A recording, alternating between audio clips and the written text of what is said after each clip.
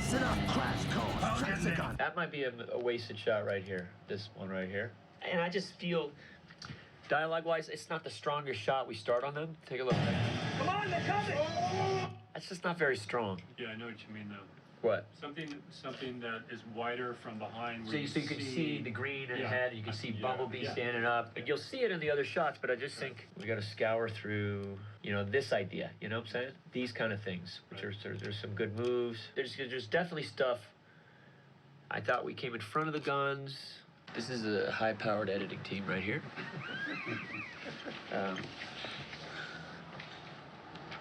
Look at them. They're a quiet bunch. They're a very quiet bunch. They're editors. Right?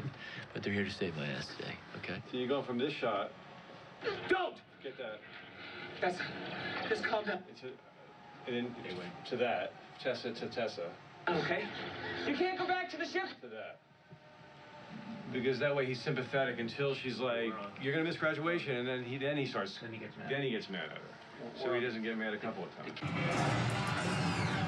What we're doing is we are going through very detailed movie, and we're just like each guy getting assigned something, so we all come back together and kind of make a lot of forward momentum progress. I think it's a good idea to play with the idea of the overhead to bridge this and the takeoff. Want to try that? There's a lot of animation time. When voices start rolling in, it takes away editor a full day. Just so much stuff is happening so quickly. It's actually been great to just be able to talk about scenes with just more than a couple people. Yeah. Before we dive in, I think it's been awesome. Yeah. What we call it, the editorial symposium, right? The basketball team. The basketball team. Yeah, we've got this. See this? This is where we decide which avid the person's going to. Yeah. Okay? Goldenberg, you're in. You're going to avid 3. Martin, you're low post. Why do you think 5 editors? It's just, these are the movies where it's a massive undertaking. This is not a one. And also we have to get these visual effects shots in as soon as we can from at this point, and so we got to attack them. Here we are right here. This is ILM. Hi guys. Hello, Michael. Welcome to my Miami home. What are we gonna go over today? We've got some turnover questions and some shots for you to look at. Michael is amazingly involved at every level of the CGI production. He gets very, very involved with us as soon as he's done shooting and as he's editing. We have a Teradici system, which is essentially an open window to our network. That's on a very fast internet pipe. The different colors will come up here, look. He can call us and say, hey, I want to do a session, and we just hop on and we run through shots. So it's just sliding across the sky. I like seeing the things, but just a little turn clockwise. Just start giving a little clockwise as it's going, all right? It's all live, and he can act out scenes. Maybe like a stall of some sort. Just more of a... What are they doing, stop? Like a flap stall, just kind of... He can give us feedback on the fly. We can pull up anything on our network and show it to him right away. Oh, we haven't looked at this in a while. Just added some thruster animation on the bottom of the night ship and just wanted to make sure we're okay with this.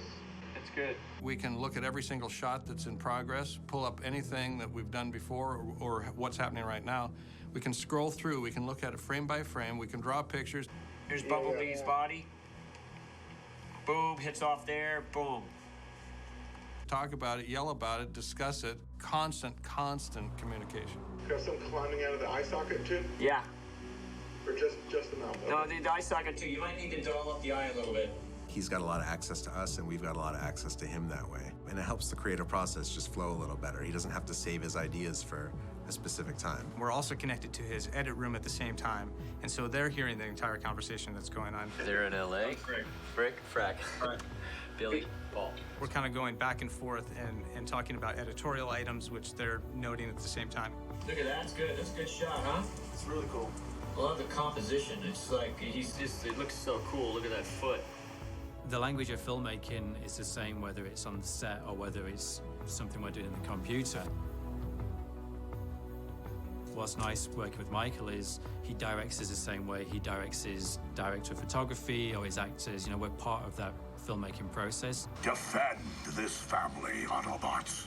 You don't get any sense of there being a distinction between principal photography and then post-production. It's just one seamless filmmaking process. You know, it's not a process that is black and white. You have to look at the movie as it's growing and as things are changing and as editorial is changing. And you have to be able to kind of shuffle the deck as things get thrown back in your court. That certainly makes it interesting and at times exciting because you have to be very quick on your feet and respond to the movie changing. You know, this is seeming like a very easy session right now because they've got a couple winners in a row. It ain't always that easy.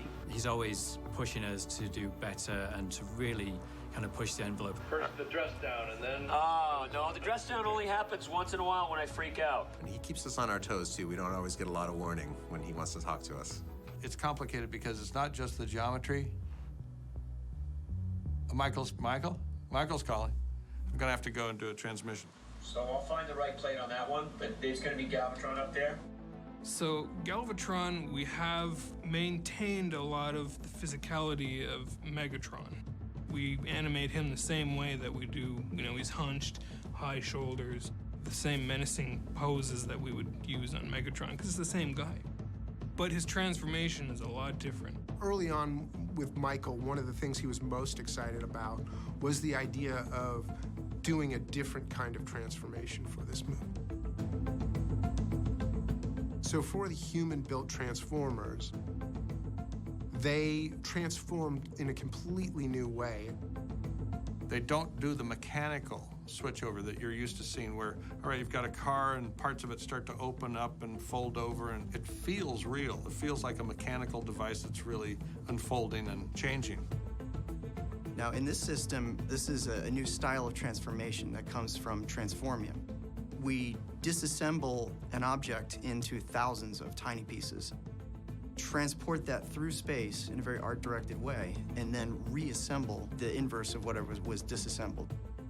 And the disassembly and the reassembly have their own unique characteristics as well. So in addition to dicing up the object into cube components, we also reveal wireframe meshes, like a cage system is what we call it. So the cage system is kind of like a skeleton, and a lot of the cubes slam into place and they form the skin of the robot or the mechanical innards. Those involved a lot of geometry processing, a lot of physics, a lot of lighting. It pretty much hit every aspect of our pipeline. Well, in Transformers 4, there are a lot more scenes that feature the robots as characters. We have a lot more interplay and dialogue between the robots than we've had before. We are all targets now. It's just like if you had actors in a room, you'd have all your actors read through the screenplay, and you'd see them and look at them, and you'd revamp it and give suggestions and make notes right then and there. Well, you can't do that with key lead parts being stated by the robots.